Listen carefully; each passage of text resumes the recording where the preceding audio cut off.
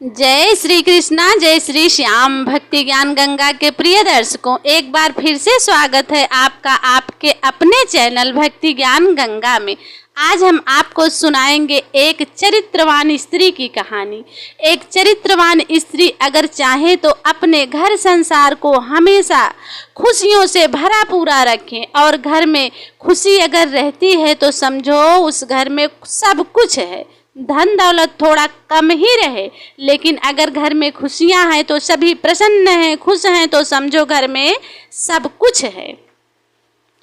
इससे पहले आप कहानी में एकदम खो जाएं, अगर आप मेरे चैनल पर नए मेहमान बंधु हैं तो मेरे चैनल को please like, subscribe and share करिए और बेल आइकन पर प्रेस करना मत भूलिए, ताकि मेरी अगली आने वाली हर वीडियो सबसे पहले आप तक पहुंच सके।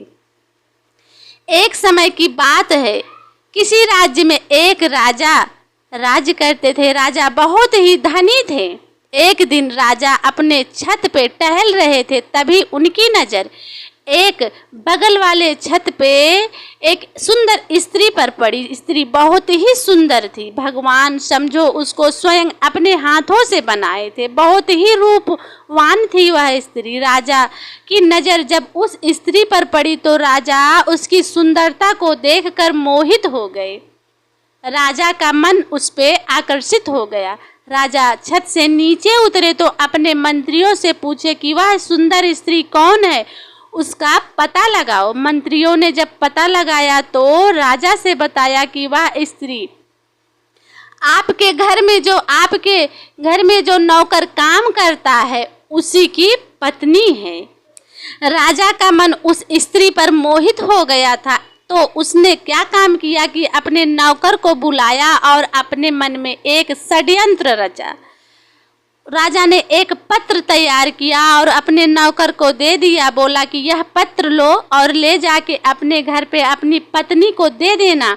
पत्र बहुत ही जरूरी है देना, और सवेरे तुमको किसी काम बस दूर कहीं जाना है, जहां मैं बताऊंगा वहीं सवेरे चले जाना, काम बहुत जरूरी है। नौकर कुछ ना बोला और वह पत्र लाया अपने घर पे, लेकिन अपने बीवी बच्चों में इतना मगन था, खुश था कि उसको पत्र देना ही भूल गया अपनी पत्नी को।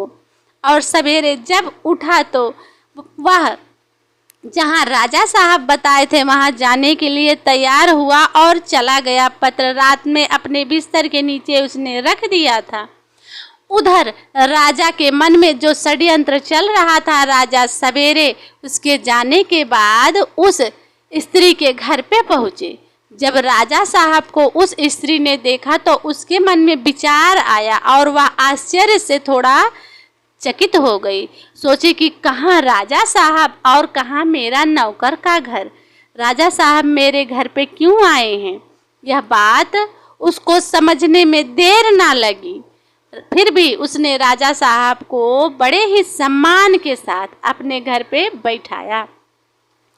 राजा बैठने के बाद उस स्त्री से कुछ उल्टी सीधी बात करना शुरू किए, क्योंकि राजा का मन उसकी सुंदरता पे लगा था। स्त्री बहुत विचार की उस समय और सोचने लगे कि राजा के ही घर से मेरी जीविका चलती है और मेरे पति इनके ही घर पे काम करते हैं, तभी मेरे बच्चों का और मेरा भरण पोषण होता है।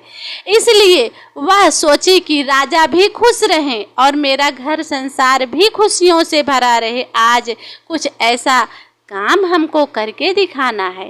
राजा साहब की जब बात वह स्त्री सुनी तो सुनने के बाद कुछ ना बोली और राजा से बोली कि राजा साहब, मैं आपसे बस एक ही प्रश्न करना चाहती हूँ, आप मेरे उसी प्रश्न का उत्तर दे दीजिए। उसके बाद आप जो कहेंगे मैं वह करने के लिए तैयार हूँ। राजा साहब बोले, बताओ क्या प्रश्न है? तब उस स्त्री ने कहा कि राजा जी, जिस थाली में आप भोजन करना चाह रहे हैं वह थाली कुत्तों की जूठी है। उस थाली में आपके राज्य के, आपके घर के, महल के कुत्ते भोजन करते हैं और कुत्तों की थाली में आप भोजन करना पसंद करेंगे क्या? आप सोने की थाली में भोजन करने वाले, और कहाँ कुत्तों की जूठी थाली, आप उसमें भोजन करना पसंद करते हो तो बताइए। राजा शर्मसार हो गए, उनकी नजरें झुक गईं। उस स्त्री के बात का कोई उत्तर ना दे सके राजा। अब ऐसा उत्तर कौन देगा? कौन राजा बोलेगा कि मैं कुत्तों की जूठी थाली में भोजन करूंगा? राजा वहां से चुपचाप उठे और कुछ ना बोले और सीधे अपने महल को चले गए। लेकिन जाते समय राजा इतनी जल्दी में उठे कि उनके जूते वहीं भूल गए। एक जूता राजा वहीं अपना भूल गए।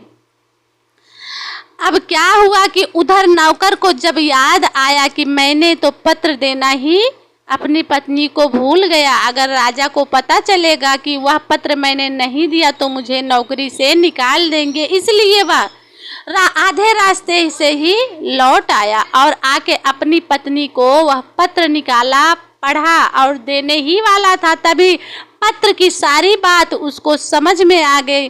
तभी उसकी नज़र उस जूते पे पड़ी जो कि राजा का जूता था। उसको बात समझने में देर ना लगी और उसने अपने पत्नी से कुछ ना बोला। वह पत्र लेके सीधे राजा के दरबार में पहुंचा। राजा उसका बहुत सम्मान किए, उतना सम्मान राजा उसका और कभी ना किए थे जितना आज किए। राजा उसको बहुत सारा उपहार दिए, बहुत सारा उपहार दे के बोले ले जाओ यह उपहार अपने पत्नी और बच्चों के बीच में खर्च करना। तब तो उसके मन में और भी संशय बढ़ गया। नौकर वह सारा उपहार लिया और लेके अपनी पत्नी के पास आया और बोला कि चलो आज तुमको मैं सुंदर आभूषण खरीदता हूँ और वस्त्र भी खरीदता हूँ। पत्नी बहुत खुश हुई कि आज मेरे पति देव बहुत ही खुश हैं, मुझे सुंदर आभूषण और वस्त्र खरीदेंगे। ऐसा हर पत्नी चाहती है कि मेरे पति मुझको सुंदर आभूषण और वस्त्र ये सब खरीदे। नौकर उसको लेके गया बाजार में, बहुत सारा सामान खरीदा और बोला चलो तुमको अपने मायके चलना है। पत्नी और भी खुश हुई कि मेरे पति देव बहुत ही खुश हैं, लगता है मुझको सामान भी खरीदे और मुझे अपने मैके भी ले जाने के लिए बोल रहे हैं। वह खुशी खुशी अपने मैके गई। लेकिन वह कुछ दिन 2-4 महीने बीत गए, फिर दोबारा अपनी पत्नी को कुछ भी इग्नोर कर दिया, कुछ भी उसका हाल खबर कुछ भी नहीं लिया। अब घर के लोग परेशान हो रहे थे कि क्या बात है कि जो इसका पति इसका कोई खबर ही नहीं ले रहा है। तो एक दिन उसका भाई उसके पास आया और बोला जीजा जी आप क्या बात है, मेरी बहन का कोई खबर नहीं ले रहे हैं। तो वह बोला कि मैं अब कोई खबर लूँगा तभी जबकि मेरा और उनका मामला कोर्ट में जाएगा। मैं वहीं कुछ प्रश्न करूँगा, अगर मेरे प्रश्नों का उत्तर मुझे सही मिला तो मैं उनका हाल खबर लूँगा और नहीं मिला तो मेरा उनका कोई संबंध नहीं रहेगा। नौकर बहुत ही दुखी मन से यह बात बोला। मामला कोर्ट में चला गया। पत्नी को तब भी बात समझने में देर ना लगी, वह खुशी खुशी कोर्ट में जाने के लिए तैयार हो गई। लेकिन जाने से पहले उसने एक बार राजा को बुलाया। राजा के यहाँ जाकर बोली थी कि राजा साहब मेरा और मेरे पति का मामला कोर्ट में गया, आप कृपा करके वहाँ जरूर चलना।